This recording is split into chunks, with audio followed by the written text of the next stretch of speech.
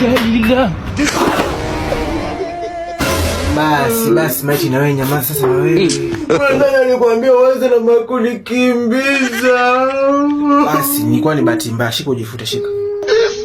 Nilikuwa ni bahati mbaya, nyamaza usilie sawa. Shika hapa. Shika big bomb. Akija mama unyamaze sawa? Usimwambie kama nimekukimbiza mpaka ukadondoka. Mwambie ulidondoka juu ya mti ulikuwa umepanda sawa? Sasa ngoja nikupake na mafuta.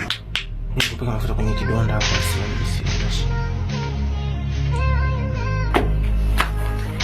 Umenitendea wenye watatu ndani. Maiti ni mwanangu.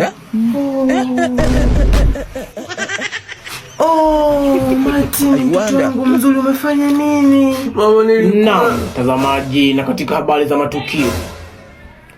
Kijana mmoja kule nchini India asadikika kumlawiti mdogo wake wa kiume na kumsababishia majeraha katika maeneo mbalimbali ya mwili wake ikiwemo kichwani na mikononi. I wonder.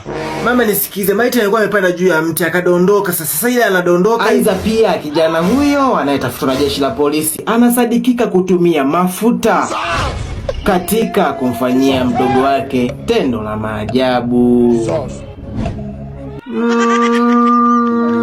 Mama haki.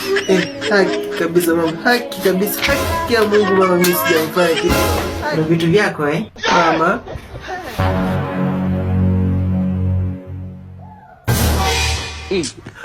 Mama, have mercy upon us. Kwisha wewe. Kwisha mimi. Kwisha kabisa.